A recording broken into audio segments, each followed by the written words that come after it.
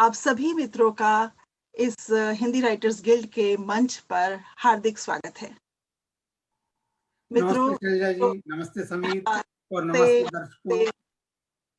यहाँ पर आज मेरे साथ दो बहुत ही प्रतिष्ठित व्यंग्यकार हमारे कनाडा से जुड़े हुए हैं, जिनको सुनने के लिए आप सब हमसे फेसबुक से जुड़े हुए हैं। तो सभी मित्रों को फेसबुक पर नमस्कार करती हूँ और धर्म जैन जी को और समीर जी को यहाँ नमस्कार, सभी को नमस्कार। आप दोनों का बहुत बहुत धन्यवाद कि आप लोग सुबह आज यहाँ पर आए। कनाडा के सुबह 9 बजा है और आज हम लोग यहाँ पर हास्य व्यंग्य के बारे में बातचीत करने के लिए जुड़े हैं। दोनों साहित्यकारों का, व्यंग्यकारों का मैं परिचय कराऊंगी और फिर हम लोग उनसे सुनेंगे उनके व्यंग्य। होगी थोड़ी सी उसमें आपस में बातचीत और साथ ही आपस की बातचीत में ही आप लोगों के प्रश्न, जो भी आप यहाँ टिप्पणियां करेंगे, प्रश्न करेंगे, वो मैं लेखकों तक पहुंचाती जाऊंगी और वे व्यंग्यकार आपके इन प्रश्नों का उत्तर भी देते चलेंगे। मित्रों, व्यंग्य शैली भी है और व्यंग्य विधा भी है।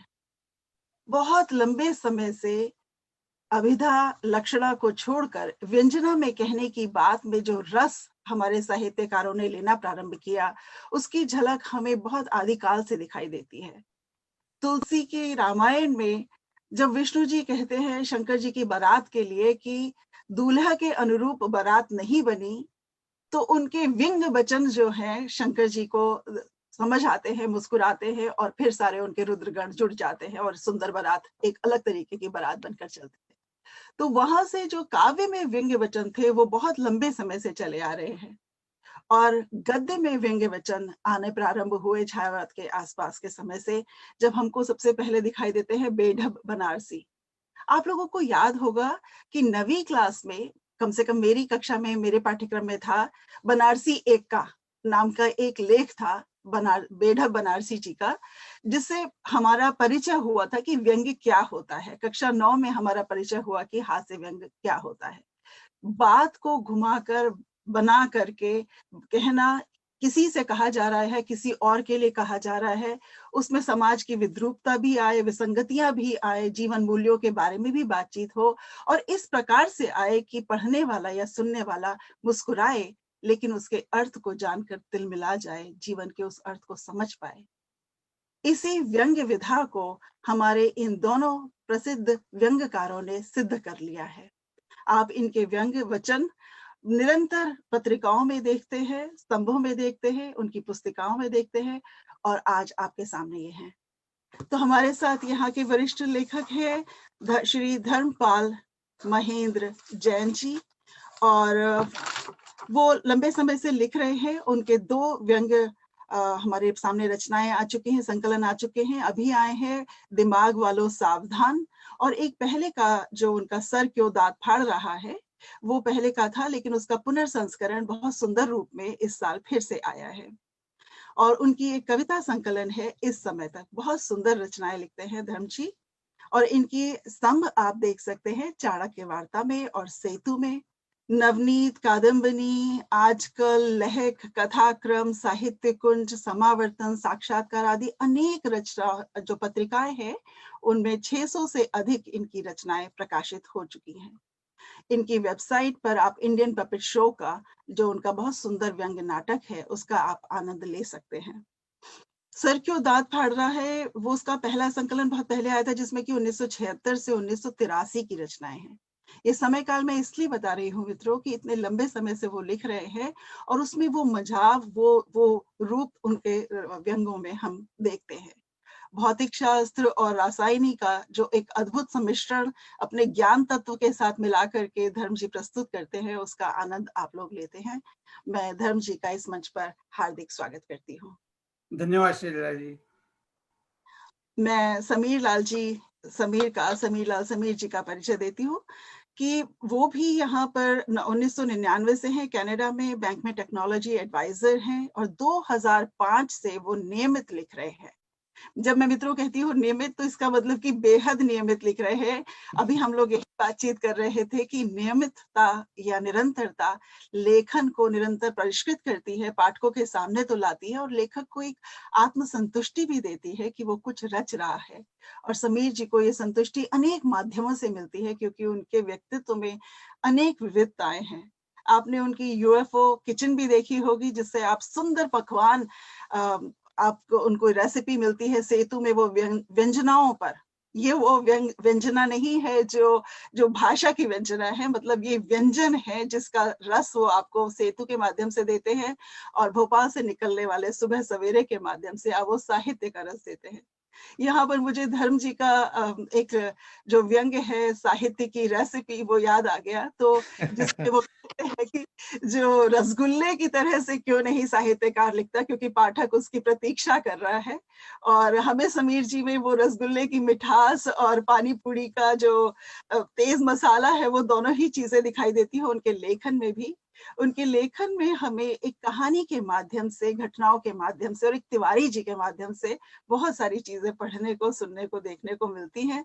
इनका काव्य संग्रह है बिखरे मोती, जो 2009 में आया था। देख लूं तो चलूं, ये व्यंग्य संग्रह उपन्यासिका है, ये 2011 में आई थी। और इनका एक कहानी संग्रह द साइड मिरर आने वाला है। इनको अनेक सम्मान मिल चुके हैं। मित्रों, आप उड़न तश्तरी नाम से बेहद अच्छे से परिचित होंगे। उनको 2006 में ब्लॉग का, इंडियन ब्लॉगर का सम्मान मिला था, तरकश सम्मान मिला, और उनको परिकल्पना सम्मान 2 बार मिल चुका है। ये ब्लॉग निरंतर चल रहा है। ये मेरे ख्याल में बहुत ही कम ब्लॉग होंगे दुनिया में। मैं दावा नहीं करती कि ये अकेला ब्लॉग है, ऐसा दावा करने के लिए मुझे पूरी जानकारी चाहिए, उतनी जानकारी मेरी नहीं है। लेकिन ये मैं जानती हूँ कि इतने लंबे समय तक निरंतर चलने वाले ब्लॉग में अगर गिनती की जाएगी तो उड़न तश्तरी का नाम भी जरूर जरूर लिया जाएगा। जनसत्ता, साहित्यिक कुंज, व्यंग्य यात्रा, वाणी, पाखी आदि, इन सभी में समीर लाल जी लिख रहे हैं। और कविता, गजल, व्यंग, कहानी, लघु कथा सभी कुछ लिखते हैं। कवि सम्मेलनों में मंच पर खूब अपनी अच्छी धाक जमाई हुई है। समीर लाल समीर जी, जैसे कि उनका नाम है, ये हवा की तरह से हर एक विधाओं के भीतर इनकी आवाजाही है। और हमें बेहद प्रसन्नता है कि आज ये थोड़ी देर हमारे मंच पर ठहरे हैं। समीर जी, नमस्कार, आपका सभी को नमस्ते। जैसा हम लोग कह रहे थे कि हम लोग पहले व्यंग रचना का आनंद लेंगे और फिर हम बातचीत करते चलेंगे। मित्रों, शरद जोशी और बहुत सारे अन्य लेखकों, पांडे बेचन शर्मा, दरअसल कहा यह भी जाता है कि ईश्वरी प्रसाद शर्मा, जो कि मनोरंजन पत्रिका के संपादक थे बेढब जी के साथ साथ, उनका जो व्यंग था वो वहां से प्रारंभ हुई थी व्यंग रचनाएं।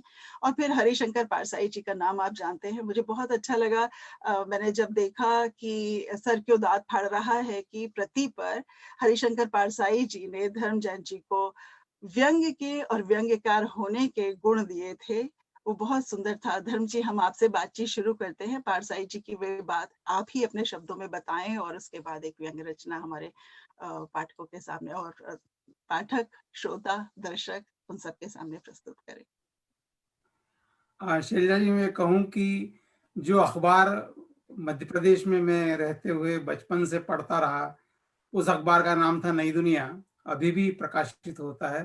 तो शरद जोशी जी और परसाई जी दोनों उसमें नियमित रूप से, साप्ताहिक रूप से ही लिखते थे। तो व्यंग पढ़ते हुए बड़ा होना एक अलग बात है, और उस व्यंग को वहां जीते हुए, क्योंकि वो दोनों ही मध्य प्रदेश के व्यंगकार रहे, तो उस अखबार से और उनको पढ़ते हुए मैंने व्यंग लिखना सीखा। और फिर मैंने उसी अखबार में व्यंग लिखना शुरू भी किया। तो काफी व्यंग इकट्ठे हो गए। एक बार मेरी इच्छा हुई मैं संकलन निकालूं, तो मैंने अपनी एक पांडुलिपि बनाई और एक पद चिट्ठी लिखी परसाई जी को कि मैं जबलपुर आ रहा हूँ, मैं आपसे मिलना चाहता हूँ। तो मैं वहाँ पर जवाहरलाल नेहरू कृषि विश्वविद्यालय में 1 महीने के लिए जा रहा था कृषि पर पढ़ने के लिए। तो मिला परसाई जी से। वो अस्वस्थ थे उन दिनों, काफी उनकी हालांकि लिखना तो उनका होता ही रहता था। तो जी, उन्होंने बोला कि ठीक है, मैं आपको पढ़ता हूँ, मैंने आपके कई व्यंग पढ़े हैं, पर मैं आपको ये नहीं कहूंगा कि मैं आपकी किताब की भूमिका लिख रहा हूँ। एक पर्चा उठाओ और दो। मैंने कागज दिया उनको, उन्होंने उसके ऊपर 5 पंक्तियां लिख के दी और कहा कि ये सफल व्यंग होता है, ये इसकी परिभाषा है। और उन्होंने दूसरा गुण सूत्र दिया कि व्यंग लिखना, हास्य लिखना दो चीजें हैं, पर यदि आप अपने व्यंग को किसी विचारधारा से जोड़ करके लिखते हो, एक विचार की तरह लिखते हो, तो वो ज्यादा जरूरी है। क्योंकि लिखना कुछ भी हो सकता है, छपना कुछ भी हो सकता है, पर उस रचना में यदि विचार नहीं है और वह विचार आप अपने पाठकों को नहीं दे रहे हो, तो उस व्यंग को लिखने का कोई अर्थ नहीं है। तो वो पहली बात मैंने वहां से पकड़ी कि मुझे यदि लिखना है तो मुझे अपने व्यंग वैचारिक धरातल पर लाना होंगे, और इसलिए मेरी पहली पसंद होती है कि मैं वैचारिक व्यंग लिखूं। अब वैचारिक व्यंग क्या होता है, क्योंकि अखबारों में लिखना, पत्रिकाओं में लिखना एक अलग बात है, और एक टारगेट ग्रुप के लिए लिखना कि जहां पर आपके विचार सुने जाएं और जहां उन विचारों का कार्यान्वयन होता हो, उन लोगों के लिखा जाए। तो ऐसी एक रचना है, गंगा पर है। गंगा का सफाई आंदोलन करीब 7-8 सालों से और उसके बहुत पहले से चल रहा है। तो मैं सोचता हूँ कि शायद ये रचना 5 से 7 साल पुरानी होगी, 5 साल तो निश्चित रूप से। मैं शुरू करता हूँ। शीर्षक है गंगा गंगी है। स्वागत। नमामि गंगे, नमामि राजनीति, नदियां पूजनीय हैं क्योंकि उनमें हमारी लाशें, आस्थाएं और गंदगी बेरोक टोक बहती हैं। हम उनमें स्नान कर पाप धोते हैं।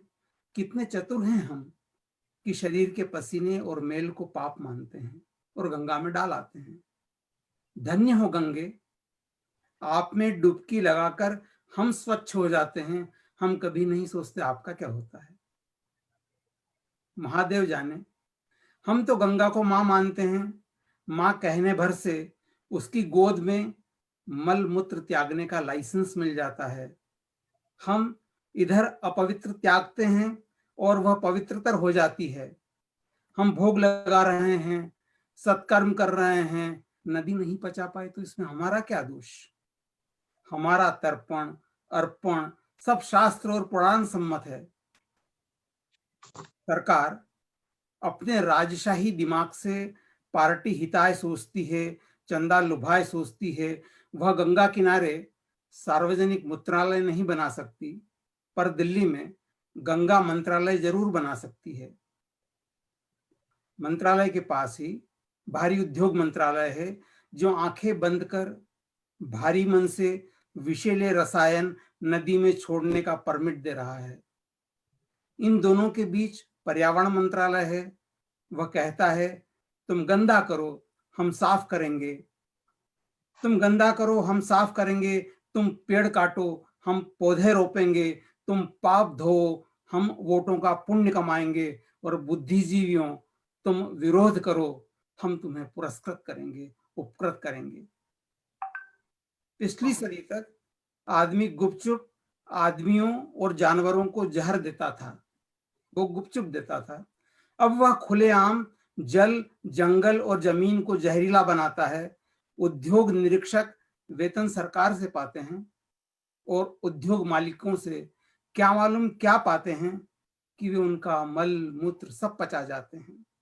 जो विष और रसायन छंटना चाहिए थे वे पकड़ में ही नहीं आते, बिना रिश्वत दिए ही गंगा में मिल जाते हैं। सच कहूं, उद्योगपतियों ने सरकार को दुधारू गाय समझ रखा है। वे सरकार को चारा डालते हैं और सारा दूध समेट लेते हैं। जो सरकार के लिए बचता है वह होता है गोबर और गोमूत्र। एक राजनेता मिले, बड़े जिम्मेदार राजनेता, देश के नीचे की बात करते ही नहीं। वे बोले, जनता ने सिर्फ मांगना सीखा है।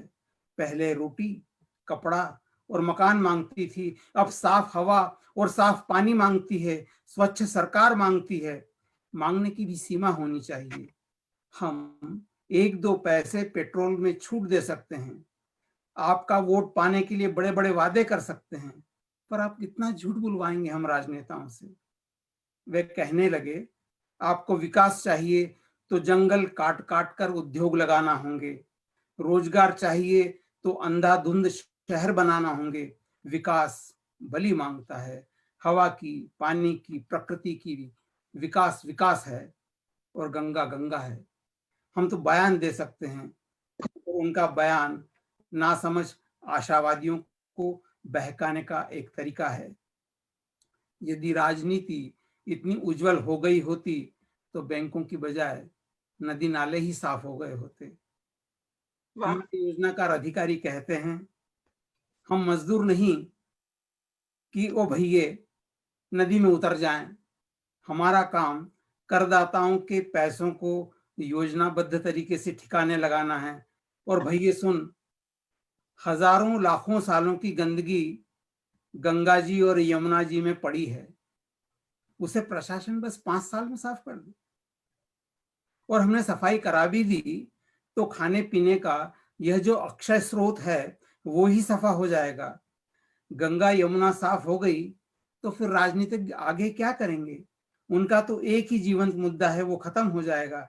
हमको क्या कालिदास समझ रखा है कि हम उसी डाल को काट दें जिस पर हम बैठे हैं? तुम बुद्धिजीवी लोग फालतू में ही गटर गुम करते हो। और गंगा को शिकायत है तो गंगा बोले, और फिर इस गंगा बोले के वाक्य पर कई लोग सुप्रीम कोर्ट गए और एक वाक्य वहां से निकल के आता है कि राजनेता जानते हैं गंगारी हमारी आस्था है, हमारी माँ है, पर गंगा गूंगी है।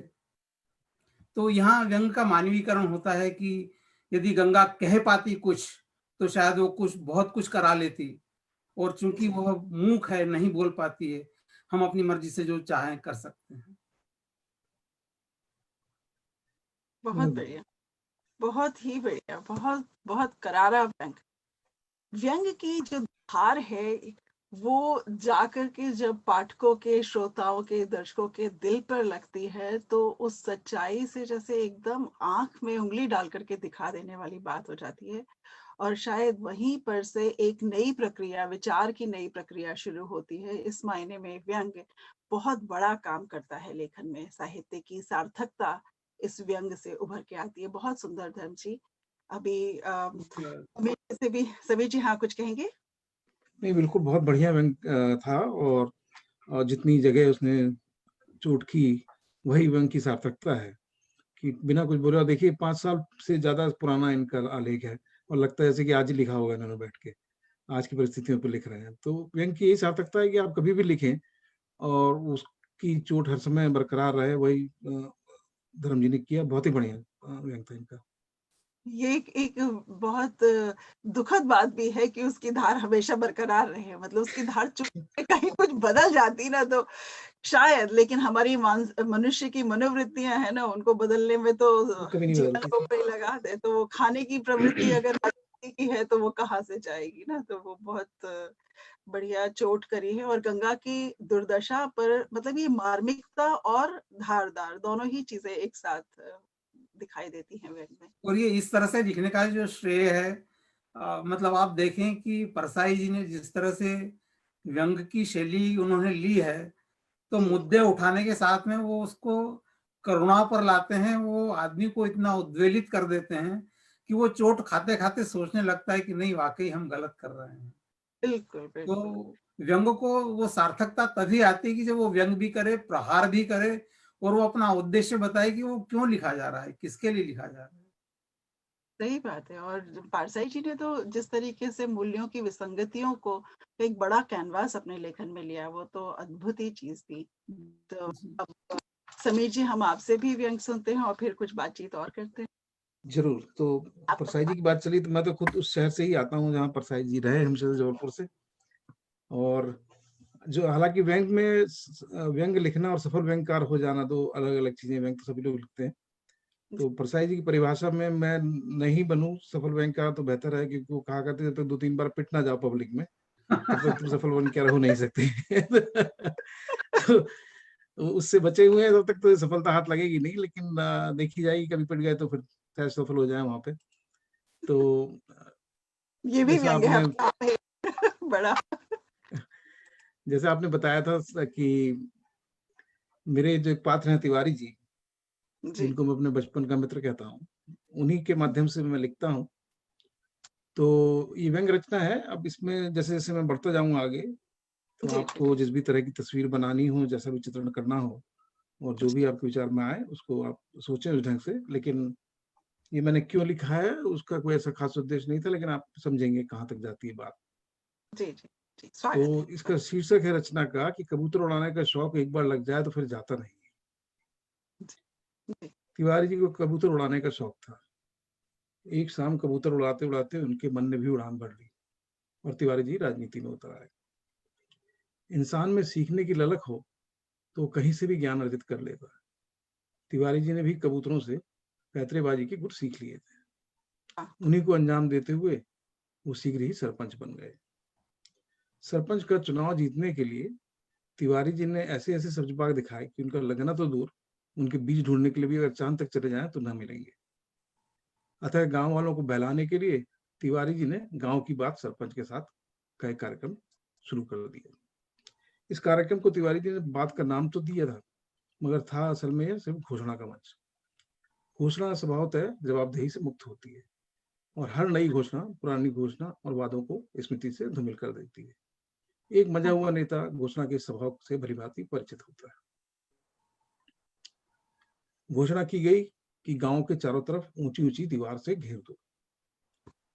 इससे गांव पड़ोसी गांव से सुरक्षित हो जाएगा।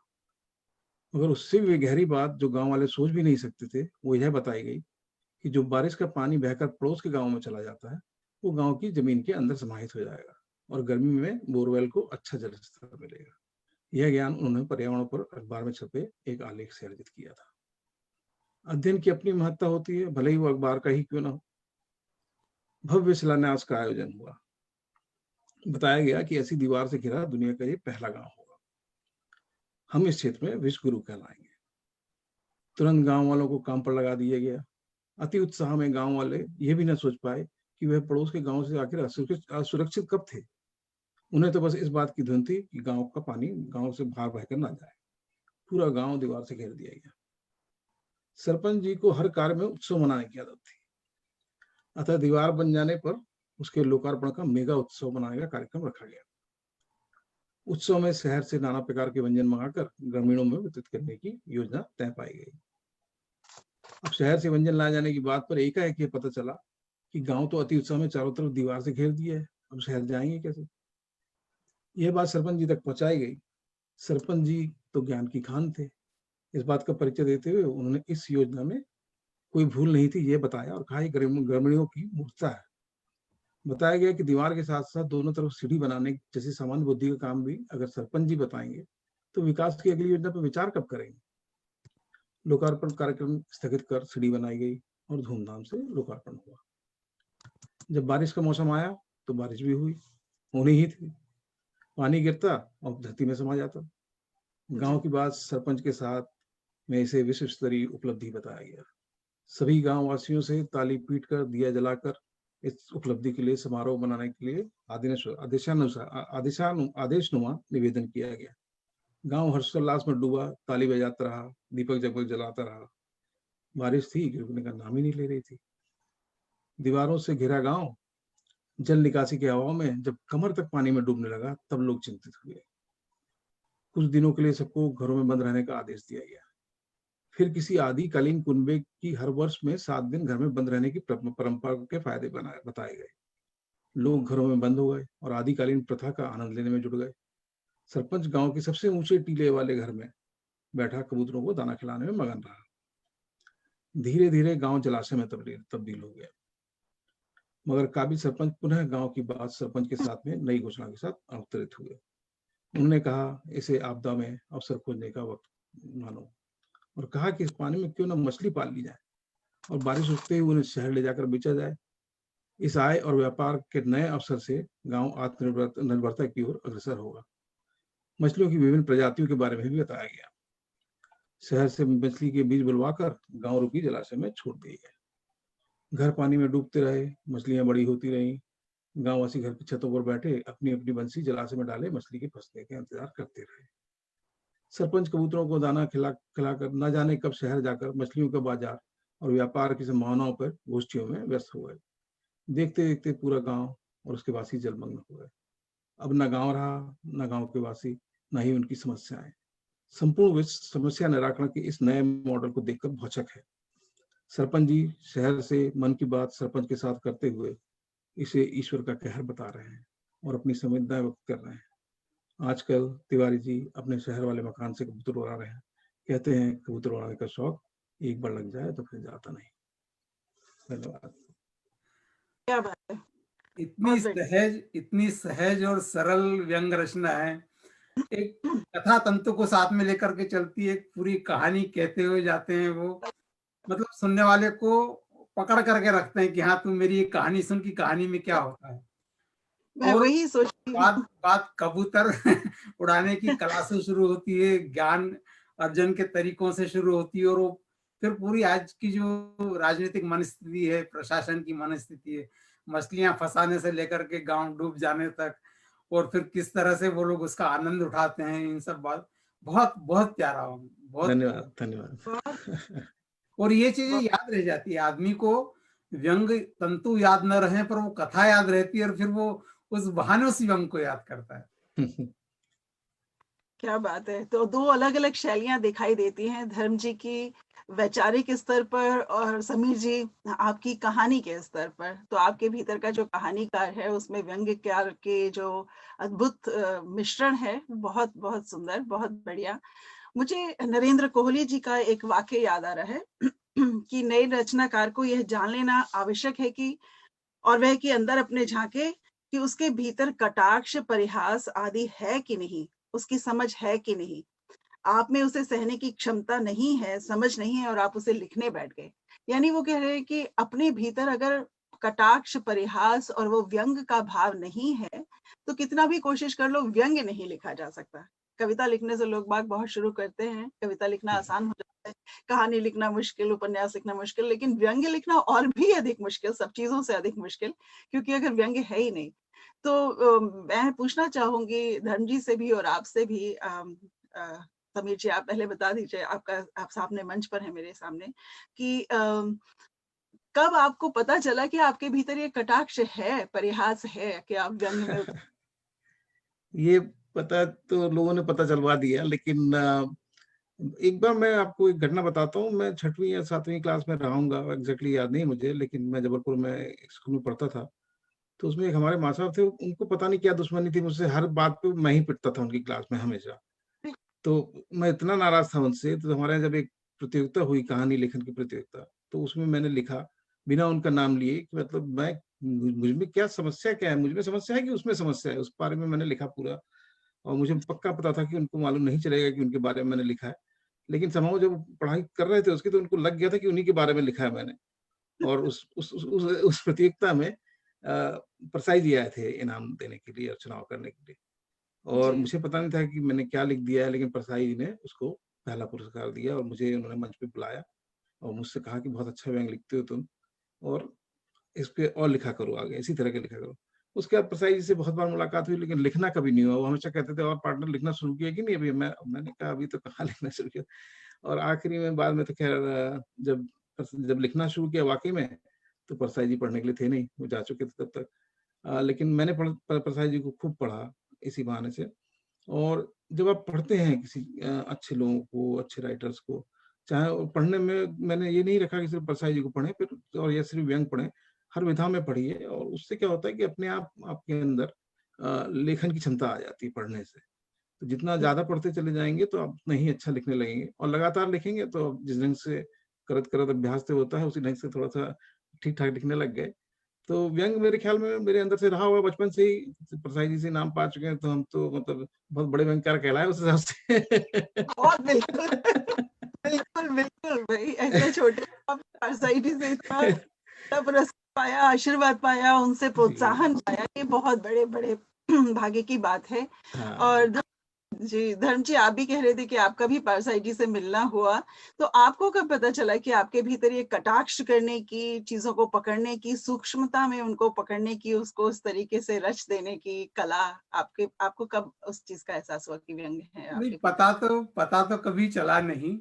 सही बात ये थी कि तब मैं 9वीं में पढ़ता था, और होली आने वाली थी, तो एक आध हफ्ते पहले मुझे लगा कि मुझे होली में कविता लिख करके एक अखबार को भेज देना चाहिए। अपना अखबार में नाम देखने की बड़ी इच्छा थी, सही बताऊं तो मैंने कविता लिखी होली पर और वो होली विशेषांक में भेज दी। स्वदेश इंदौर से एक अखबार निकलता था, 1966 की बात है। तो पहली कविता वो होली विशेषांक में छप गई। मैंने अच्छा। अखबार खरीदा और घर माँ को बताने के लिए ले गया। किसी को विश्वास नहीं हुआ कि ये कविता मेरी है। मैंने अपनी डायरी बताई कि देखो ये आप मिला लो, मेरी लिखी हुई है। किसी ने नहीं माना शैलजा जी, और उन्होंने कहा कि आगे से कभी लिखे तो अपने गांव का भी नाम लिखा कर। तो मालूम पड़ी कि ये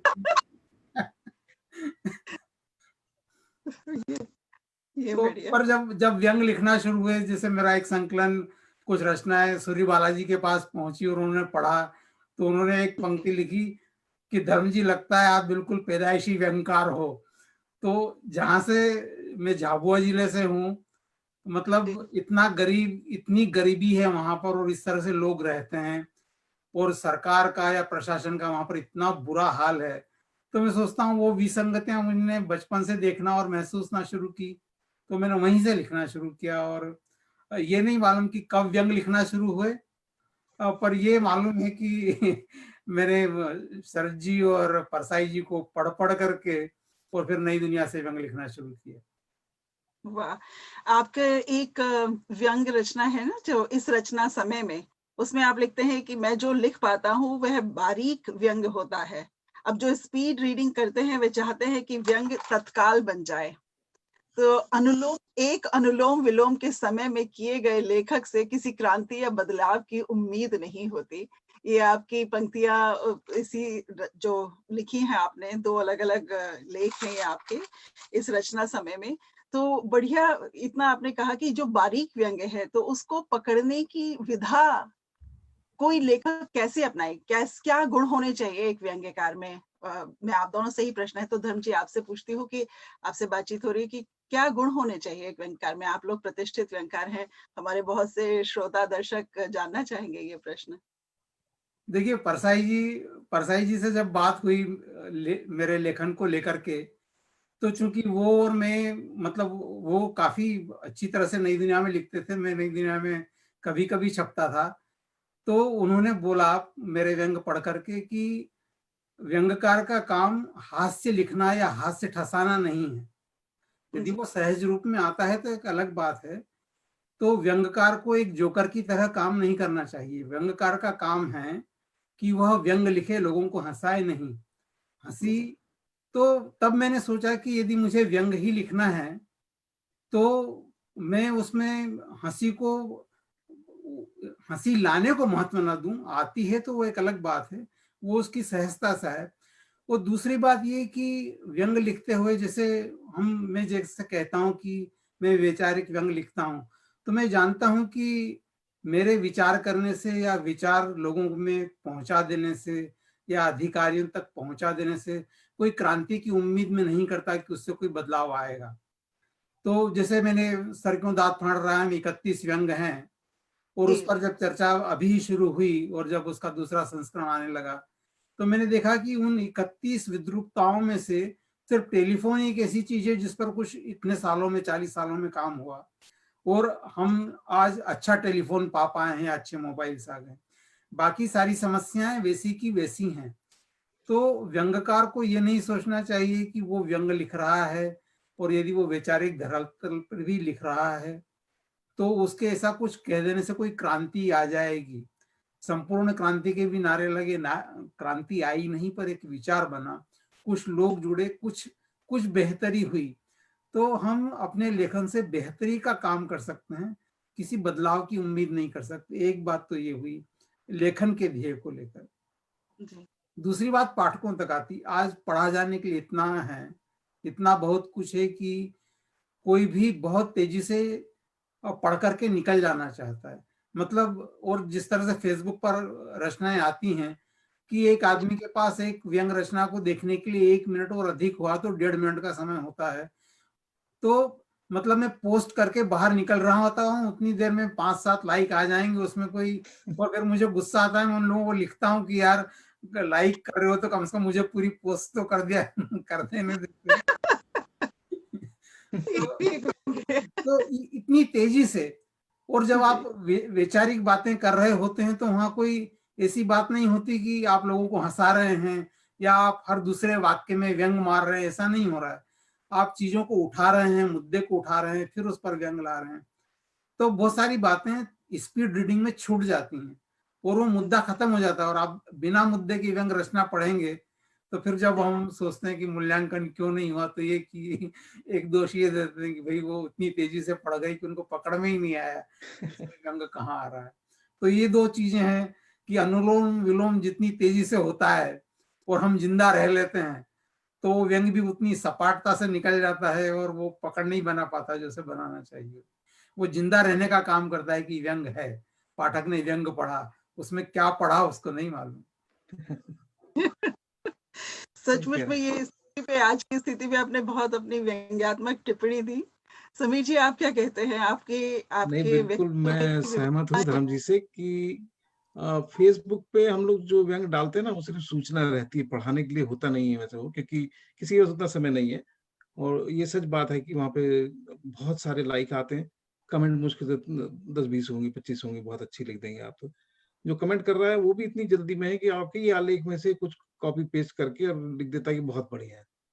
तो अब उसको कहाँ उतना समय ही नहीं मिला कि उसने पूरी चीज़ें पढ़ी, तो फ़ेसबुक मुझे नहीं लगता है कि फ़ेसबुक सूचना का माध्यम है, पढ़ने का माध्यम नहीं है वो। तो उनको जी, पढ़ाने के लिए मैं क्या करता हूँ, ब्लॉग पे भी अपने हर रचना डालता हूँ। ब्लॉग पे जो आता है वो रुकता है थोड़ी देर। ब्लॉग पे वो भगदड़ नहीं है जैसे फ़ेसबुक पे है और ना ही इतनी भीड़ है अभी। तो मुझे लगता है ब्लॉग से और अखबार के माध्यम से जो छपता है तो ज़्यादा पढ़ा जाता है बनिस्बत कि फ़ेसबुक पे। आप फ़ेसबुक पे तो वही है जैसे धर्म जी बता रहे थे कि उसमें गाँव का नाम भी लिखो, सबको बताना पड़ता है कि ये देखो मेरा नाम छपा अखबार में। तो कह रहे थे उस वक़्त काफ़ी खुशी होती थी अखबार में नाम छपा देख के। अब जी, जी, खुशी आपको बताएँ वो आज भी होती है लेकर, वो जब अखबार में नाम देखता है और बार-बार वही तस्वीर आती रहती है तो मैं उसको बदलवा भी देता हूँ बोल के उनसे कि ये तस्वीर बदलो तो कुछ नया दिखे। तो अखबार में छपने की एक अपनी अलग ललक होती है लोगों की, लेकिन मुख्य मुद्दा ये है कि आप जब व्यंग्य लिख रहे हैं, तो जी, उसमें हास्य हो या उसमें हास्य ना हो, ये कोई परिभाषा नहीं है व्यंग्य की। हास्य जी, अगर वाक़ई में लिखते-लिखते सहज रूप से आ जाए तो बहुत ही बढ़िया है, फिर तो आदमी आनंदित भी होता जाएगा और व्यंग्य अपना काम करता रहेगा। लेकिन अगर नहीं आता तो सप्रयास मेरे ख़्याल में नहीं डालना चाहिए ऐसी कोई भी चीज़, क्योंकि दिखता है फिर कि ये सप्रयास डाली गई है। और हास्य का पर्पज़ ही अलग है। हास्य का लिखने का पर्पज़ तो ये है कि आप मनोरंजन कर रहे हैं लोगों का और वो कई माध्यम से कर सकते हैं। आप लाफ्टर चैलेंज वगैरह देख के भी आप आराम से उसका आनंद उठा सकते हैं। लेकिन व्यंग के लिए और अगर आपके अंदर आपने कोई विसंगति देखी समाज में और वो सिर्फ़ आप अगर आँख बंद करेंगे तभी नहीं दिखेगी, अदरवाइज़ तो हर तरफ बिखरी हुई है विसंगतियाँ। सही तो बात। हाँ, अगर आप आँख खोल के चलना जानते हैं तो आपको विसंगतियाँ दिखेंगी ही दिखेंगी। और फिर अगर आपके अंदर कोई संवेदनशील हृदय है और अगर आपके पास कलम की थोड़ी-सी भी समझ है, तो व्यंग अपने आप चला आएगा, आपको कुछ करना नहीं पड़ेगा। तो मुझे लगता है कि व्यंग की जो सबसे मुख्य मुद्दा है कि आप आँख खोल के जागृति के साथ बिना डरे, वो एक बहुत बड़ी चीज़ है बिना डरे कि परसाई जी मानक तो रख ही गए कि पिटोगे एक दिन पक्का। तो उसे बिना डरे लिखिए, छापने वाले छापें, ना छापें, आपके पास इतने सारे खुद के मंच होते हैं, आप ट्विटर से छप जाओगे सूचना के लिए, आप अपने फेसबुक से छप जाओगे, आप इंस्टाग्राम से अपनी सूचना दीजिए, आप ब्लॉग पे खुद लिखिए, छापिए। ब्लॉग भी तरह-तरह के हैं, आप 10 जगह से छापिए। तो हाँ, उसकी चिंता बिल्कुल छोड़ दीजिए कि लोग नहीं छापेंगे और ऐसा होता है कि जब तंत्र के साथ में चलना होता है अखबार वालों को भी, उनकी भी कुछ अपनी बाध्यताएँ भी हैं और कुछ प्रतिबद्धता भी है।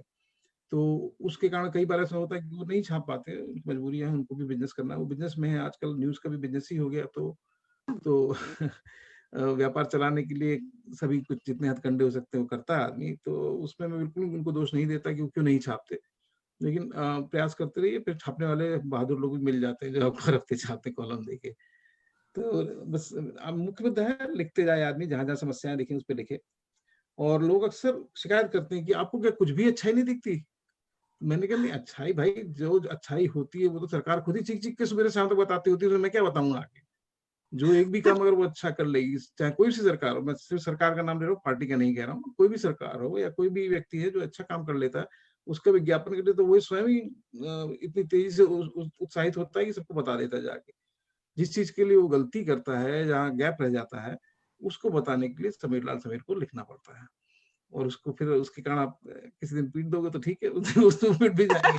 मुझे मुझे लगता है कि इतनी सहृदयता और उदारता है लोगों में कि वो व्यंग को भी समझते, तो पीटने की बात तो नहीं होनी चाहिए। लेकिन बहुत सारे आप दोनों के प्रशंसक इस समय फेसबुक पर हैं और उन सबका हम धन्यवाद करते हैं। सरस दरबारी जी हैं, कह रही हैं कि आप तो नेचुरल व्यंग्यकार हैं। समीर जी, अनूप भार्गव जी हैं, वो लिख रहे हैं आप दोनों के लिए कि बहुत बढ़िया काम कर रहे हैं, बहुत अच्छे व्यंग पढ़े आप दोनों ने। व्यंग लेखन से क्रांति की उम्मीद नहीं की जा सकती, लेकिन बहुत सब लोगों ने यहाँ पे, सुमन घई जी, विजय विक्रांत जी, सविता अग्रवाल जी और सुनील सक्सेना जी, सभी लोग यहाँ से आप लोगों को दोनों को जो आपने व्यंग पढ़े उनके लिए बधाई दे रहे हैं। तो मेरा जो प्रश्न था आने वाला था अगला वाला, आप दोनों ने उसके लगभग कुछ बात करी, क्योंकि हास्य एक तरीके से बाय प्रोडक्ट हो गया व्यंग का। हास्य अपने आप में टारगेट नहीं है, जैसी जो बात चल रही हमारी। तो इस तरीके से जब हास्य और व्यंग विधा करके एक साथ करते हैं, तब आप दोनों इस बारे में क्या सहमत होते हैं कि आपको लगता है कि व्यंग निबंध अलग होना चाहिए? धर्म जी, आप क्या सोचते हैं कि हास्य व्यंग करके जब लिखा जाता है, क्योंकि बहुत समय से हास्य व्यंग रचनाएं करके लिखी जाती हैं, तो हास्य तो खैर यदि आपकी अनुमति हो तो मैं एक छोटी सी हास्य रचना पढ़ना चाहूंगा। बिल्कुल बिल्कुल, हम उस पर चल रहे हैं। बिल्कुल, उसमें क्या होगा कि हास्य की प्रधानता होगी और उसमें व्यंग बहुत किनारे किनारे से निकल जाएगा और उस व्यंग करने का भी कोई उद्देश्य नहीं होगा, और उसका मुख्य उद्देश्य यही होगा कि जो मेरा ऑडियंस है मैं उसको बांध के रखूं और उसको हंसाऊं, बस ये। तो वहां बिना उद्देश्य के और सिर्फ एक उद्देश्य की पाठक को हंसाना या उसको बांध करके रखना है, वो है। तो मैं एक, जैसे वो इसका शीर्षक है कवि करोति सर्जरी। वाह बढ़िया। तो मैं कवि कम हूं, लेखक ज्यादा हूं और आलोचक तो बहुत ज्यादा हूं। आलोचक को हमेशा सुपरलेटिव होना चाहिए। जब सहानुभूति दर्शाने की बात आती है, मैं कवियों के साथ खड़ा हो जाता हूं, क्योंकि साहित्य के नाम पर वे ही टमाटर झेलते हैं। कवि का आदिकाल से एक ही काम है, कविता करना। संस्कृत की उक्ति है कवि करोति काव्यानि। तो कवि कविता करता है और पल्ला झाड़ करके अलग हो जाता है।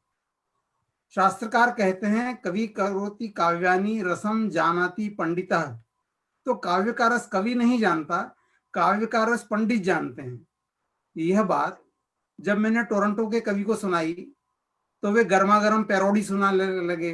पैरोडी कुछ इस तरह है, कवि करोति काव्यानि फलम जानाति पंडितः, नेता करोति भाषणम फलम जानाति जनता, सर्जन करोति सर्जरी फलम जानाति देवता, नोटबंदी करोति शासकः फलम जानाति निर्धनः, प्रेमी करोति प्रेमः फलम जानाति प्रेमिका। तो उन्हें रोकना पड़ा। लंबी कविता लिखने वालों को आप नहीं रोको तो वे 2-4 हजार पेज लंबी कविता करके गिनीज बुक में अपना नाम छपवा लें। इस पैरोडी से सिद्ध होता है कि कर्ता सिर्फ कम करता है पर फल कहीं और फलीभूत होता है। तो मैंने कवि से पूछा कि आप कविता क्यों करते हैं? उन्होंने उत्तर देने की बजाय मुझे, उनका प्रति प्रश्न था, भैंस दूध क्यों देती है?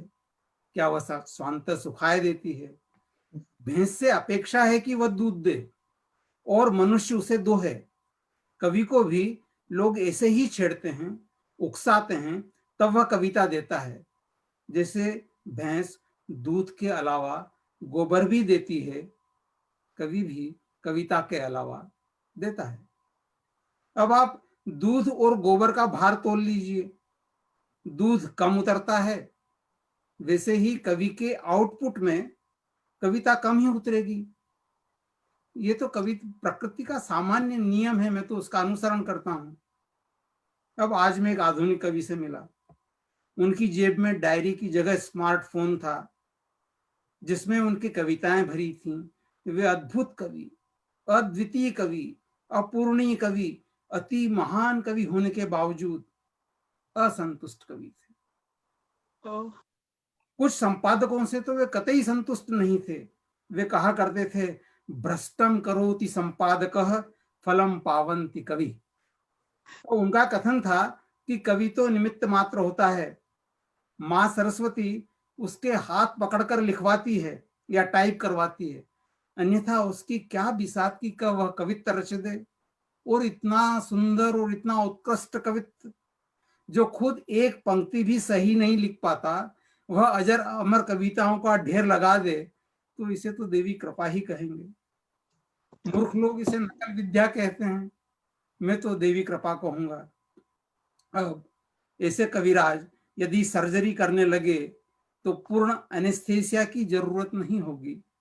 वे 4-4 लाइना करके पूरा काव्य संकलन सुना जाएंगे और उसके पहले ही रोगी बेहोशी की अवस्था को प्राप्त कर लेगा। हेलो मेरे श्रोताओं, आप जाग रहे हो ना? तो यहाँ पर देखिए रचना देख शुरू होती है, मतलब समाप्त होती है। इसका पूरा उद्देश्य है कि एक सहज और मतलब बिना फुहड़ हुए एक हास्य की उत्पत्ति की जाए, ये इसका ध्येय है। इसमें जो भी व्यंग आया है उसका कहीं व्यंग करना उद्देश्य नहीं है, क्योंकि इसमें आपको हास्य लाना है, तो व्यंग यहाँ पर गौण चीज हो गई। पर इसी रचना का कोई उद्देश्य भी नहीं है कि आप कहीं पर कवियों पर प्रहार कर रहे हो, पर वो कोई मतलब प्रहार करने का कोई उसमें उद्देश्य नहीं है। तो पर ये आप कह रहे हैं, आपकी इस रचना से बहुत सारी बातें निकली। गाय के माध्यम से जो आपने वो तुलना कर दी, और जो जिस तरीके से आपने सारा पूरा छंद बनाया संस्कृत का श्लोक, बहुत बढ़िया, बहुत ही बढ़िया। धर्म जी, निकल रहा है। जी जी, हाँ आप कुछ कह रहे इस तरह से कभी कभी बहुत कम होता है ऐसा कि हास्य लिखने की इच्छा हो, जब पूरा मूड ही उस तरह का हो। पर थे। जी यह है कि जब मैं दोहराने लगूं अपने आप को, तो फिर विधा बदलना पड़ती है कि आप व्यंग से कविताओं में आ जाओ, वो अच्छा है, व्यंग से हास्य में चले जाओ, तो कम से कम नई शब्दावली आएगी, नए विचार आएंगे, और आपको ये लगेगा कि आप अपने पाठकों को बोर नहीं कर रहे हो। नहीं तो वो एक ही एक चीज की विचार विचार विचार, तो आदमी आपको सुनेगा कब तक? बहुत आप लोगों की बातचीत से भी मुझे भी आनंद आ रहा है, और बहुत सब लोगों को आनंद आ रहा है। सुनील जी लिख रहे हैं, सुनील सक्सेना जी की बहुत सहज हास्य है, बढ़िया, उन्होंने भी कमेंट दिया। प्रेम शर्मा जी लिख रहे हैं, वाह वाह। तो ये सभी लोग, विजय विक्रांत जी लिख रहे हैं कि हम सब जाग रहे हैं धर्म जी, तो कोई सोया नहीं है, सब बहुत अच्छे से आपको सुन रहे हैं। समीर जी, आपके रचनाओं में भी ये हास्य बहुत सहज आता है, और मुझे जो आपका एक हास्य का जो सचमुच में मैं ठठा कर हंस पड़ी, जिस पर कि गुणों की खान मोटों के साथ नाम, या जैसे पुलिस या हेलीकॉप्टर, इस तरीके के जो आपके व्यंग्य हैं, उनमें भी बहुत सहज तरीके से हास्य आता है। और धर्म जी, जो आपने कहा था वही वाली बात की, हास्य बाय प्रोडक्ट की बात है, वो अपने आप से आ जाता है, लेकिन हाँ, ये रचना अपने हास्य को ध्यान में रख करके ज्यादा लिखी होगी। समीर जी, आप क्या करते हैं? आप भी कभी ऐसे इस तरीके से मतलब लिखा है? क्योंकि मुझे वो जो गुणों की खान मोटों के नाम जो थी वो उसमें आपने इतनी सारी बातें लिखी, मुझे लगा बहुत ही अच्छा लगा कि हम किस तरीके से हास्य और व्यंग्य वहां पे दोनों ही मिला हुआ था। तो हाँ, नहीं, उसके बाद निश्चित निश्चित तौर पे जिस समय आप लिखते होते हो उस समय आपका क्या मूड है और जी किस तरह से लिख रहे हो। ऐसा नहीं कि मैंने सिर्फ व्यंग ही लिखे हैं, मैंने कहानियां भी लिखी हैं, लघु कथाएं भी लिखी हैं, कविताएं भी लिखी हैं, और उनके माध्यम से भी व्यंग लिखे हैं। लघु कथा के माध्यम से व्यंग लिख दिया हो या कविता के माध्यम से व्यंग लिख दिया हो, तो उसको मैं कहीं डिफरेंशिएट करके कोशिश करके नहीं लिखता, जैसा कलम चल जाती है जिस दिन उस ढंग से कर लेता हूँ। लेकिन हाँ, ये तय बात है कि अगर आप कोई मार्मिक कहानी लिख रहे हैं और अगर जी आप उसमें लिखते वक्त आप नहीं रोए तो कोई भी नहीं रोएगा। ऐसे ही अगर आप हास्य लिख रहे हैं और अगर आप नहीं हंसे तो कोई भी नहीं हंसेगा उसको पढ़ के। बहुत आवश्यक ये तत्व है किसी भी लेखन का, कि जो आप करवाना चाह रहे हैं पाठक से, जिस उम्मीद के साथ आप पाठक के पास उसको ले जा रहे हैं, वो आपके साथ भी होना चाहिए। व्यंग पढ़ के अगर आप तिलमिलाएंगे तो ही सामने वाला तिलमिलाएगा, अदरवाइज लिखने का कोई फायदा नहीं है उसको। तो बहुत बढ़िया। एक एक अनुभूति है जिसको कि आप कागज पे उतारते हो। अब उस दिन कैसी अनुभूति है, कैसे विचार आ रहे हैं आपके पास, और धीरे-धीरे फिर क्या होता है कि हर आदमी की अपनी एक शैली होती है। तो बैट्समैन धीरे-धीरे अच्छा बैट्समैन बनता जाता है, बॉलर अच्छा बॉलर बनता जाता है। और ऐसा नहीं कि बॉलर बैटिंग नहीं कर पाता, बैटिंग तो वो भी करता है, लेकिन बहुत अच्छी जी नहीं करेगा, लेकिन कर तो लेगा आके, क्योंकि उस मैदान में तो हैं ही हैं सबके सब। तो जी अब जब व्यंग लिखते हैं तो बेसिकली सिर्फ लिखते हैं, उसमें कविता बन जाए, कहानी बन जाए। और व्यंग में मुख्य मुद्दा ये रहता है कि जो शब्दों का अर्थ होता है, जो पंक्तियाँ आप कह रहे हैं उनका अर्थ होता है, उसका अर्थ और मंतव्य दोनों अलग-अलग होता है, कहाँ पे पहुँचना है इसको और आप किस माध्यम से पहुँचा रहा है। जी, और जब विसंगतियाँ खोजते हैं तो आपको विसंगतियाँ दिख जाती हैं ऐसे कि कोई ज़रूरी नहीं तंत्र में ही दिखें, हर जगह दिखती हैं आस-पास। मैं आपको अपनी 4 पंक्तियाँ जो अभी रिसेंटली मैंने लिखी है, अभी गई भी नहीं है प्रेस में, वो मैं सुनाता हूँ आपको, तो आपको समझ में आएगा कि कहाँ-कहाँ विसंगतियाँ फैली हुई हैं। तो मैंने एक जी, बस छोटा-सा मैं एक तो कमेंट चलिए आपके लिए पढ़ दूँ। मैं जी। एक कमेंट पढ़ दूँ कि सुमन घई जी लिख रहे हैं कि जर्मनी में आपका डांस, वो जो आपकी है ना देख तो चले हुए तो उसमें आप, मैं ये आपको बता देना चाहती थी इससे पहले कि और कमेंट आ जाए और मैं भूल जाऊँ उसको बताना। हाँ, देखिए वो उसमें भी तो मैंने हाल सप्रयास नहीं था वो भी। अब पहुँच गए थे जर्मनी और घूम रहे थे, दिन भर का समय था, तो अब एक जगह ऐसी जुलूस जैसा माहौल दिखा और जर्मनी में जर्मन तो पढ़ नहीं पाते थे और वहाँ सारे बैनर वगैरह जर्मन के लगे थे। लेकिन ये बड़ी अच्छी चीज़ थी कि बियर बँट रही थी, बर्गर्स बँट रहे थे। मैंने कहा चलो बियर तो पी ही लो, बाकी कुछ होगा नहीं होगा देखी जाएगी। तो बियर पीने लगे, सब लोग नाचे थे, हमने भी नाचा। लेकिन मैंने कहा बड़े सभ्य लोग हैं यार, महिलाएँ अलग तरफ हैं पूरी और आदमी सारे अलग तरफ होके नाच रहे हैं। मैंने कहा इतने इसके लिए हमारे यहाँ तो इंडिया में पुलिस लगानी पड़ती है। कि महिलाओं की तरफ ना घुस जाए आदमी जाके या महिलाएं इस तरफ ना आ जाए और इतना मग्न होकर सब लोग नाच रहे हैं फिर भी कोई एक दूसरे से मिल नहीं रहा जाके तब फिर हम लोग बैनर अब CNN और BBC मैंने कहा ये तो बड़ा माहौल हो गया अपना हम तो छोटे से टीवी में आने के लिए तरसते रहते हैं हर समय वहाँ CNN BBC सब आए हुए हैं। वो जब BBC वाला आया मेरे पास एक अकेला हिंदुस्तानी उस भीड़ में मैं नाच रहा था तो जब वो आया मेरे पास कहने लगे कि how come you are here मैंने कहा बस मैं आई एम हियर सो बोलते उसने बोला यू अंडरस्टैंड जर्मन मैं I said no this is take this English banner जब मैंने वो इंग्लिश बैनर लिया तो वो LGBT की रैली थी तो मैं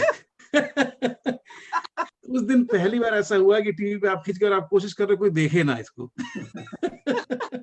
वरना तो आपने टीवी की फोटो और क्लिप भेज भेज के परेशान हो जाते हैं भाई इसको देखो मेरा इंटरव्यू छपा है तो मुझे बता रहा था आपको अभी रिसेंटली जो हालत हो रही है तो कोई जरूरी नहीं सिस्टम पे हम बात करें तो उस ढंग से मैंने अभी रिसेंटली बात करी है और ये महामारी का जो कोरोना काल चल रहा है तो वैश्विक महामारी कोरोना के इस संक्रमण काल में इससे भी भयानक है एक आत्ममुग्धता का काल जिसमें हम जी रहे हैं बिल्कुल, बिल्कुल। ईश्वर से मात्र इतनी सी गलती हो गई कि हर एक शरीर को 2 हाथ दे दिए इंसानी फितरत है कि जो भी अतिरिक्त मिल जाए वो उसके बेजा इस्तेमाल से कभी नहीं चूकता और उससे फिर और अधिक की दरकार हो जाती है सरकारी सुविधाओं और छूट को भी देख लीजिए जितना भी दे दी जाए उससे ज्यादा चाहिए अतः अब जब 2 हाथ मिले हैं तो उन दोनों हाथों ने मिलकर एक ट्राइपॉड का भी निर्माण कर लिया अब हर एक इंसान 2 हाथ यानी 2 फोन और एक ट्राइपॉड लगाए 3-3 सेल्फी उतार रहा है और उससे लगातार कभी सेल्फी चैलेंज कभी कपल चैलेंज कभी 8 लोगों को चैलेंज में टैग कर करके सोशल मीडिया पे उतार रहा है ईश्वर भी सोचता होगा ये आपस में चैलेंज करते लोग क्या मैंने ही बनाए और अगर बनाए थे तो क्यों बनाए थे इसकी वजह क्या थी अरे आज कोरोना से चैलेंज करने का समय है और तुम आपस में एक दूसरे को चैलेंज करने में लगे हजारों की तादाद में लोग रोज मर रहे हैं और तुम्हारी सेल्फी के चक्कर में मुस्कुराहट रुकने का नाम ही नहीं ले रही है आज के हालात को देखकर तो अब ईश्वर भी प्रार्थना करता होगा कि इतनी शक्ति हमें देना दाता मन का विश्वास कमजोर हो रहा तो ये अभी जो हमारे यहाँ चल रहे हैं चैलेंजेस उसके ऊपर ये रचना निकल के आई तभी इसको कंप्लीट करने में बाकी अभी पहली फर्स्ट ड्राफ्ट है इसको फिर बढ़ाया जाएगा थोड़ा सा तो कहने का तात्पर्य ये है कि कोई जरूरी नहीं सिस्टम पे ही हम करें विसंगतियां तो पूरे समाज में हर जगह फैली हुई है और ये इतनी बड़ी विसंगति भी नहीं है लेकिन वक्त जिस समय जैसा होता है कि इतना भयानक माहौल है इस समय पूरे विश्व में उस वक्त शायद अच्छा है दिमाग भटकता होगा चैलेंजेस वगैरह में पार्टिसिपेट करते तो ठीक है तो नहीं, बस लेकिन मुझे पर ऐसा लगा ये कि इसमें कुछ लिखना चाहिए बहुत तो ये बढ़िया, लिख के जी बहुत सामयिक और बहुत सही बात लिखी है कि, और उसमें करुणा और मार्मिकता दोनों ही चीजें हैं जो आपने पढ़ा। और उसमें एक बहुत गहरा तंज भी कि इतना कठिन समय चल रहा है और हाँ, भटकाने के लिए, लेकिन इतना ज्यादा भी भटक ना जाए कि मूल स्थिति पर से हमारी निगाह हट जाए। तो दोनों ही चीजें बहुत बहुत बड़ी बात। एक चीज और पूछना चाहती हूँ, क्योंकि प्राय कहा जाता है चाहे हम कहानी लिखें, कविता लिखें या व्यंग लिखें, और व्यंग में मुझे आप लोगों के दोनों के ही व्यंगों को ध्यान से पढ़ते हुए अभी समय लगा कि एक बहुत जरूरी बात कि हम शीर्षक कैसे देते हैं। तो जैसे धर्म जी के शीर्षकों में साहित्य की रेसिपी है, गाय पर दूसरा निबंध, एक संपादक का आत्मकथ्य, और मुझे बहुत अच्छे लगे उनका कि एक व्यंग्यकार का शोध पत्र जो उन्होंने बड़ा गालियों पर बड़ा जबरदस्त शोध पत्र लिखा उन्होंने, बहुत अच्छी शैली में लिखा। और आपकी समीर जी जादू नगरी से आया है कोई जादूगर, आजकल मैं समय लिख रहा हूँ, और आपने पुलिसिया हेलीकॉप्टर शीर्षक देने के लिए क्योंकि आप लोगों ने अभी व्यंग्यकार के गुण बताए, व्यंग्य के विशेषताएं बताई, तो शीर्षक के भी आप थोड़ा सा बताएं इस बारे में कि शीर्षक का चयन समीर जी आपके कैसे हिसाब से कैसा होना चाहिए और किस तरीके से करते हैं, और फिर धर्म जी से बात करती हूँ। ज़रूर। जब मैं लिखना शुरू करता हूँ, उस वक़्त शीर्षक हमेशा दूसरा होता है और जब लिख जाता है तो शीर्षक बदल जाता है। ऐसा मैंने अक्सर देखा है। अब 90% केस में मेरे साथ सही होता है। शीर्षक जब मैं पहले लिखता हूँ, वो उद्देश्य होता है मैं किस चीज़ पे लिखने जा रहा हूँ, जो जी विचार मेरे दिमाग में आ रहे हैं।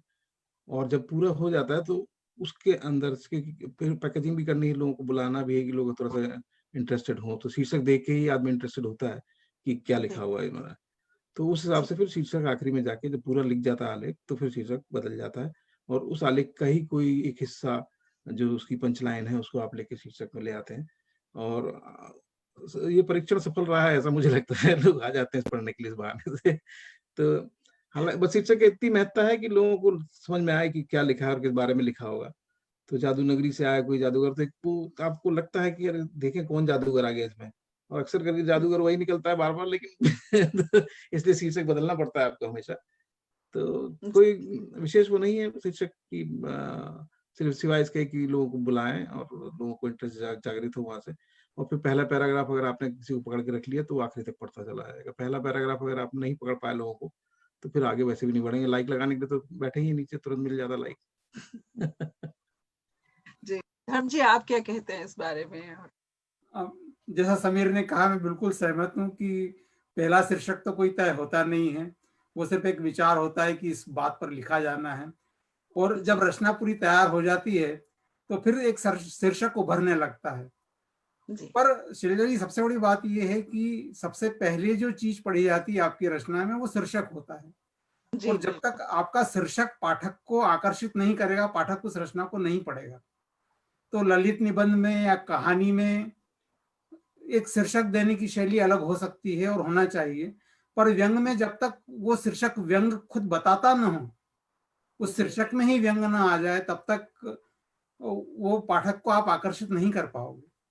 और यदि आप हास्य जा रहा है और शीर्षक में हास्य नहीं है, शीर्षक में ही, तो उसको नहीं लगेगा कि ये हास्य रचना है। तो बजाय ये लिखने के कि ये व्यंग है, ये हास्य है, यदि आपका शीर्षक खुद ही अपनी बात कह दे कि हाँ ये रचना हास्य है या व्यंग है, तो पाठक खुद ब खुद आ जाता है। तो लोग अपनी रचनाओं पर तो काम करते हैं, शीर्षकों पर काम नहीं करते।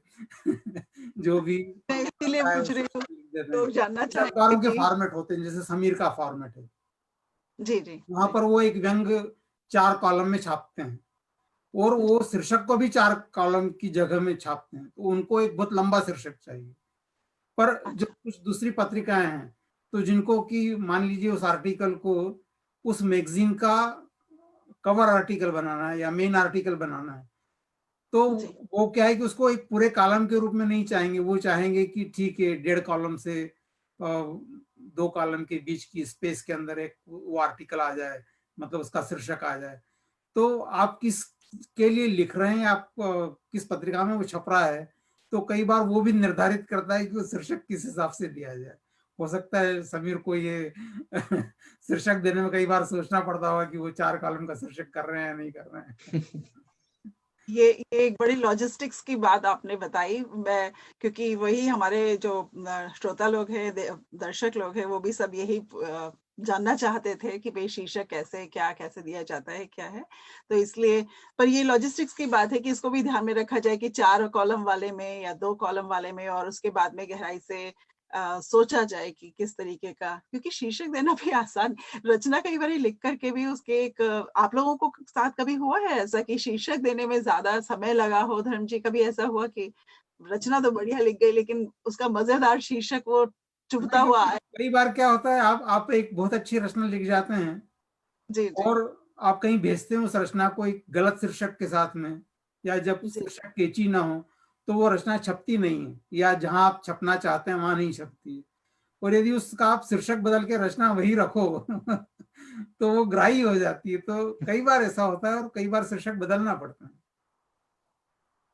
तो मित्रों आप लोग अक्सर नहीं होता, ध्यान पर कई रचनाओं के साथ होता है कि शीर्षक बदलने से रचना का एक निखार अलग हो जाता है। तो जैसे मैं आपको कहूँ कि कपड़े की क्वालिटी हमेशा बहुत अच्छी होती है, पर उसमें जो रंग का निखार है, क्योंकि पहले तो आदमी को रंग आकर्षित करता है ना, उस कपड़े का रंग क्या है, तो वो बिल्कुल। शीर्षक उसका रंग बता देता है कि वो क्या है।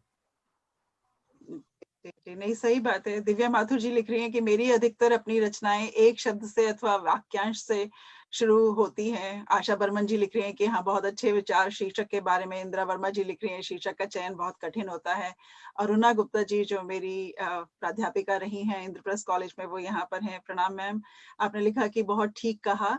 तो बहुत सब लोगों को ये अच्छी जानकारी शीर्षक के बारे में, क्योंकि प्राय लेखक का जो आपने कहा ना कि वो विभ्रम रहता है कि कौन सा शीर्षक, और मुझे खुद बहुत रहता है, कहानी लिख ली लेकिन कहानी का शीर्षक समझ में नहीं आ रहा। तो वो एक आप दोनों ने अच्छी बात बताई कि पहले लिख लो, उसके बाद सोचते रहो, फिर सही शीर्षक।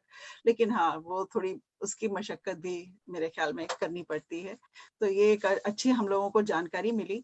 मैं चाहूंगी कि हम लोग थोड़ा सा आप दोनों से और कुछ थोड़ा सा सुन सके, कुछ कोई आपकी जो रचनाएं हैं धर्म जी, उसमें से बीच में से एक एक दो दो पैराग्राफ कुछ आप सुनाना चाहें, या आप दोनों ही कवि भी हैं तो मैं आपके ऊपर स्वतंत्रता आप दोनों की है कि आप क्या सुनाना चाहते हैं। पर एक चीज मैं धर्म जी आपके कोट करना चाहती हूँ कि आपने साहित्य की सही रेसिपी में एक बड़ी अच्छी बात लिखी है, जो अभी समीर जी कह रहे थे कि फेसबुक पे लाइक और ये वाली बात जो थी कि इन दिनों साहित्य में रस नहीं रहा, निचुड़ गया है। साहित्य क्विंटलों में छप रहा है और 100-200 ग्राम के पैकेट में बिक रहा है। बहुत बहुत गहरी बात, बहुत बढ़िया बात। इस पंक्ति पर मतलब वाह वाह वाह वाह जितना भी कहा जाए कि ये एक आज के जीवन का सत्य है कि इतना कुछ लिखा जा रहा है, इतनी किताबें आ रही हैं, फेसबुक, ब्लॉग्स, पत्रिकाएं, सब कुछ भरा है, लेकिन साहित्य 100-200 ग्राम के पैकेटों में बिक रहा है। लेकिन मैं जानती हूँ कि आप दोनों के पास बड़े जबरदस्त पैकेट हैं, ये 100-200 ग्राम के नहीं, बड़े भारी किलो वाले। तो मैं चाहूंगी कि आप लोगों से कुछ और सुना जाए, तो आपके ऊपर छोड़ती हूँ कि आप क्या सुनाना चाहेंगे हमारे दर्शकों को। धर्म जी, आपका स्वागत है। अम, जैसे अभी आपने शैलियों पर बात सुनी कि हमने जी कथा शैली सुनी समीर से, तो मेरी जी व्यंग निबंधों को लेकर के ललित निबंध की शैली सुनी, हास्य सुना, व्यंग सुना। तो सबसे बड़ी बात होती है एक टेक्निक को लेकर कि आप अपने विषय को किस तरह से उठाते हैं, और ये जो टेक्निक का काम है वह शरद जोशी ने बहुत जबरदस्त किया है, और बड़ी इतनी शालीनता से और इतनी विविधता से किया है कि यदि आप उनको पढ़ना शुरू करते हैं तो आप उस आदमी के कायल हो जाते हैं कि हर व्यंग में उन्होंने एक अपनी अलग टेक्निक चुनी है, क्योंकि वो हर दिन लिखते थे, प्रतिदिन लिखते थे। तो विषय तो उनके पास ढेरों होते थे, पर जी वो एक कहन की शैली की, वो पहले कहन तय करते थे कि मैं उसको किस शैली में ले जाऊं। मैं उसको नाटक में लिखूं, लोक कथा में लिखूं, कथा में लिखूं, या ललित व्यंग लिखूं। तो जब मैं खुद को दोहराने लगता हूँ, या कभी मुझे लगता है कि नहीं अब ललित व्यंग ज्यादा हो गए या कविताएं ज्यादा हो गई, तो फिर समीर जैसे कई बार लोग कथाओं में चले जाएंगे, तो मैं प्रतीकों के माध्यम से नाटक लाता हूँ। तो ऐसी एक नाटक का एक छोटा सा अंश आपको सुनाऊंगा। तो मेरे साथ क्या होता है कि जिस पत्रिका में मैं लिखता हूँ, मैं चाहता हूँ कि मैं जो लेख लिख रहा हूँ, जो व्यंग लिख रहा हूँ, वो उसका कवर आर्टिकल बन जाए। हालांकि साल में 2 एक बार ही ऐसा होता है, हर बार नहीं होता, पर ये वो कवर आर्टिकल है। उसका शीर्षक था कि गणतंत्र का पपेट शो। जी तो मैं विधायकों पे लिखना चाहता था। सब लोग बोलते हैं विधायक कठपुतली होते हैं, कठपुतली होते हैं। तो मैंने उस पूरे तामझाम को, जो एक कठपुतली का लाइव शो होता है, उस पर रचा है कि जी पूरा एक जी विधानसभा कक्ष भरा हुआ बैठा हुआ है, सभी विधायक बैठे हुए हैं, मुख्यमंत्री हैं, सुप्रीम कोर्ट के न्यायाधीश बैठे हुए हैं वहां पर, और कठपुतली शो चल रहा है। कठपुतलियां हैं, कठपुतलियों में एक हाई कमान है जो सबकी डोर ऊपर से खींच रहा है, और नीचे सारे विधायक हैं जो इधर से उधर, इधर से उधर जैसे उनको हिलाया जा रहा है। और फिर जी पीछे संवाद बोलने वाला एक दूसरा आदमी है। तो जो कठपुतलियां हैं वो सिर्फ अपना मुंह हिलाती हैं, वो बोलती नहीं है, बोल कोई और रहा है, डोर कोई और खींच रहा है। उसको समायोजित करके मैंने वो पपेट शो लिखा। अब सुनिए आप उसको, कि एंकर बोलता है, आप विधायकों को कठपुतली बनाते हैं या कठपुतलियों को विधायक? तो राजा जो मुख्यमंत्री बनने वाला है, एक ही बात है, आप कैसे भी घुमा फिरा लें, विधायक है तो विधायक है। एंकर, आप प्रश्न को टाल रहे हैं, आप कठपुतलियों को विधायक नहीं बना सकते। राजा, कहाँ टाल रहे हैं जी, इन्हें बंधुआ मजदूर कहो, गुलाम नौकर कहो, प्रेस की जो मर्जी हो कहो। उन्होंने संविधान की सौगंध लेकर विधायक होने की शपथ ली है। उन्होंने इनकी आत्मा हमें दी तो हमने उनको टिकट दे दिया। अब हमारी आवाज उनकी आत्मा की आवाज है, आप फालतू बात करते हो। एंकर, कल शक्ति प्रदर्शन में कितनी कठपुतलियां आपका साथ देगी। राजा, विधायक कहो विधायक, वे कठपुतलियां नहीं हैं। पपेट शो है तो क्या हुआ, लोकतंत्र की अपनी मर्यादा है, उन्हें विधायक कहना चाहिए। तो इस तरह से वो चलता है और फिर शो खत्म होता है। जी जी तो वो टेक्निक के ऊपर भी डिपेंड करता है कि आप अपनी बात को किस टेक्निक से ज्यादा अच्छी तरह से कह पाएंगे। कई बार आप व्यंग कहना चाहते हैं, पर यदि वो आप किसी पंचतंत्र की कथा पर उस चीज को आरूढ़ कर देंगे तो बहुत अच्छी जाएगी वो कथा और प्रभाव छोड़ेगी। तो कई बार क्या होता है कि मैंने व्यंग लिखना शुरू किया, आधे रास्ते आपको जाके लगता है कि नहीं यार, इसको ये बात ठीक है पर इसको ऐसे नहीं लिखना चाहिए, इसको अलग हिसाब से लिखना चाहिए। जैसे आज मैंने सवेरे की व्यंग लिखना शुरू किया जी। तो एक पंक्ति है उसकी कि माल ने माल को माल कहा, कर्ता ने कर्म को, तो वो वहां से शुरू होता है।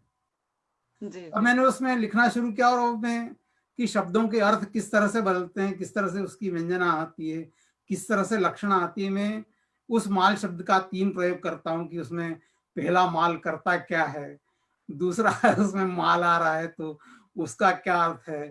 तो सिर्फ अपने दर्शकों की सुविधा के लिए बता दूं कि फिर आगे जब बढ़ती है तो माल का अर्थ निकलता है कि एक हीरोइन है जो बोल रही है, दूसरे माल का अर्थ होता है कि वो सीबीआई है, आदमी प्रतिरोध करता है कि नहीं सीबीआई नहीं है, नारकोटिक्स को माल कहा जा रहा है।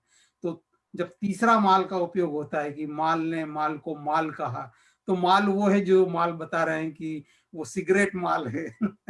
तो अब वो व्यंग की आपको एक धारा मिल गई कि अब ये तय करना है कि वो किस टेक्निक में अच्छा जाएगा। वो एक कहानी से अच्छा जाएगा, या वो एक प्रतीक की ही शैली में अच्छा जाएगा, या मैं उसको एक लेक्चरर के या जूम पर एक मीटिंग के दर्शकों की एक बहस चल रही हो, उसमें 3 अलग अलग लोग माल का अलग अलग ढंग से विवेचन करें, उसमें अच्छा। अब बीच में आकर के मैं वहां रुक गया, अब मैं क्या करूंगा, उसको फिर से लिखूंगा, मूल वाक्य वही है पर वो इम्पैक्ट किस तरह से अपना डालेगा जिस तरह से मैं चाहता हूँ। तो कई बार उसकी रीराइटिंग भी होती है और वो बीच में जाके तय होता है कि आपको व्यंग किस तरह से अपनी टेक्निक में ले जाएंगे। समीर के साथ भी शायद ऐसा होता हो। बहुत बढ़िया। नहीं, बहुत मुझे यहाँ आशा जी, सविता जी, कृष्णा जी सब लोग कह रहे हैं कि कितना सुंदर रूपक रचा और दोनों को सुनकर के सीखने का मौका मिल रहा है। और मुझे शब्दों के द्विअर्थी जो द्विअर्थी नहीं बल्कि अनेक अर्थ जो वाले जो शब्द हो गए हैं या जिस तरीके से अर्थ बदल गए हैं, तो एक कविता, एक लेखक है विनय विश्वास जी, उन्होंने बड़ी अच्छी कविता एक लिखी थी कि भाई जो शब्द पहले सुनकर के प्रेम जागता था, भाई शब्द सुनकर के डर जागता भाई आ गया। तो इस तरीके से उन्होंने एक कविता में कई शब्दों को लेकर के लिखा था और बड़ा अच्छा लगा कि आपने, और इस समय तो आजकल जो विषय एक टीवी पे चल रहा है उसमें भी आपने जो माल का अनेक अर्थ लिए। तो समीर जी, आपके अनेकार्थी शब्द भी बहुत बढ़िया जबरदस्त चलते हैं इस समय। अभी आपका एक लेख में देख रही थी जो जूम की व्यस्तता पर आपने लिखा था, और हम सभी लोग व्यस्त हैं इसके वो चीज की व्यस्तता ना हुई जैसे कोई ज्ञान हो गया कि जरा सा क्या आ गई, सारी दुनिया मूर्ख नजर आने लगी। तो बहुत बहुत बढ़िया व्यंग था। आप इस बारे में आप कुछ अपनी जो भी रचना या कोई भी चीज बताना चाहें, हम हाँ, लोग बिल्कुल, समाप्ति की बिल्कुल। तो तरफ मैं जा यहाँ पे इसको गज़ल तक ही रखता हूँ, सॉरी व्यंग तक ही रखता हूँ, क्योंकि फिर 2 घंटे जी। बाद एक जगह गज़ल पढ़नी तो वो लीक हो जाएगी पहले से। अच्छा। जूम की व्यस्तता।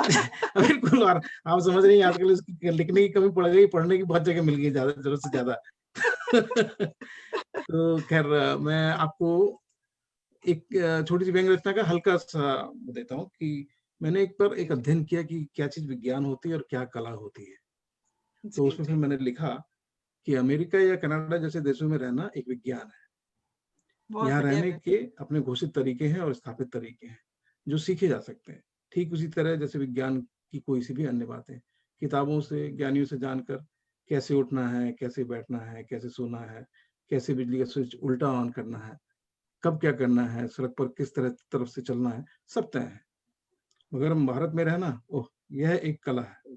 इस हेतु आपका कलाकार होना बहुत आवश्यक है और कलाकार बनते नहीं, पैदा होते हैं। भारत में रह पाना, वो भी हर हाल में खुशी-खुशी, यह एक जन्मजात गुण होता है। ये डीएनए से मिलता है। इसमें ईश्वर की कृपा शामिल रहती है। कृपा ही नहीं, अतिशय कृपा है। इस कला को कोई सिखा नहीं सकता। इसे कोई सीख भी नहीं सकता। ये जन्मजात गुण है, वरदान है। अभ्यास से कला को मात्र तराशा जा सकता है। गुरु अभ्यास करा सकते हैं, मगर कला का बीज यदि आपके भीतर नहीं है, तो गुरु लाख सर पटक ले, कुछ भी हासिल नहीं होगा। मुझे ही गवा के देख लो, सिखा लो कितना भी मुझे गाना, मैं कभी नहीं गा पाऊँगा। यूँ भी जहाँ सभी अपने आप में गुरु हैं, उस देश में कोई किसी को क्या दूसरा कुछ सिखाएगा। तभी शायद कहा गया होगा कि एक कलाकार को तो आप वैज्ञानिक बना सकते हो, पढ़ा-लिखा कर, सिखाकर, लेकिन क्या किसी कलाकार को आप कभी किसी वैज्ञानिक को आप कलाकार बना सकते हैं मार के, पीट के? नहीं। इसीलिए हर दिन हवाई जहाज में भर-भर के कलाकार अमेरिका और कनाडा आते हैं, यहाँ वैज्ञानिक हो जाते हैं। यहाँ से कोई भी नहीं जाता। पता नहीं क्यों? वो कलाकारी से इतना डरते क्यों हैं? वाह! बहुत बढ़िया कला ये आपने, और भारत में रहना एक कला है। बहुत बहुत सही। और जैसे ही आपने ये लिखा भारत में रहना एक कला है, मुझे इतनी जो वहाँ की सड़कें हैं भीड़ से भरी हुई, और जिनकी सड़क क्रॉस करनी होती है, या सारी चीजों के बीच इतने हॉर्न बज रहे हैं, और कुत्ता, गाय, बिल्ली सभी घूम रहे फिर हैं, भी और सब खुश हैं उसमें। चाट का आनंद लिया जा रहा है। तो आपने सही बात कही, भारत में रहना एक कला है। बहुत ही बढ़िया। प्रेम शर्मा जी और विनोद पांडे जी, व्यंग की जुगलबंदी के सूत्रधार, और सभी लोग आपका बहुत धन्यवाद कर रहे हैं, आप दोनों का। अगर कोई प्रश्न करना चाहें श्रोताओं को, तो आप लोग या दर्शकों को बहुत आपका आभार होगा, और आभार है आप लोगों के इतने सुंदर कमेंट्स के लिए। और कोई प्रश्न करना चाहें तो अवश्य आप लोग कर सकते हैं। हमारे पास 5-6 मिनट हैं। आपस में आप कोई प्रश्न करना चाहें एक दूसरे से भी, तो भी। अखिल भंडारी जी लिख रहे हैं कि क्या बात है, बहुत ही बढ़िया। लता गौतम लिख रही हैं, सुंदर विचार सुनने को मिल रहे हैं। तो कुछ प्रश्न करना चाहें आप लोग? मैं धर्म जी से पूछना चाह रहा हूँ। जी। धर्म जी, जो आप कह रहे थे कि परसाई जी ने आपको 5 सूत्र वाक्य लिख के दिए कि इस ढंग से व्यंग लिखा जाता है। वो सूत्र वाक्य आप शेयर करेंगे? उसमें सभी का भला हो जाएगा, मेरा भी। किताब निकालता हूँ, वो याद नहीं है, पर मैं हाँ। तो आप किताब सर क्यों दांत फाड़ रहा है कि पहली जो आपकी वो थी। देखिए, मैं पढ़ता हूँ। जी जी। मैं गया था उनके पास सिर्फ अपनी पांडुलिपि देने के लिए, जी। और इतना साफ आदमी, मतलब मैंने नहीं देखा। जिस तरह से वो लिखते थे, उसी तरह से वो बोलते भी थे। मतलब ये कहो कि यदि आप उनका बोलना रिकॉर्ड कर लो, तो वो एक बहुत अच्छा व्यंग आलेख बन जाए। कोई दिक्कत नहीं वहां पर। उन्होंने ये लिखा, मतलब बहुत सहज के, बिना सोचे विचारे लिखा। और ये था कि जरूरी नहीं कि व्यंग में हंसी आए। यदि व्यंग चेतना को झकझोर देता है, विद्रूप को सामने खड़ा कर देता है, आत्म साक्षार कराता है, सोचने को बाध्य करता है, व्यवस्था की षड्यंत्र को इंगित करता है, और परिवर्तन के लिए प्रेरित करता है, तो वह सफल व्यंग है।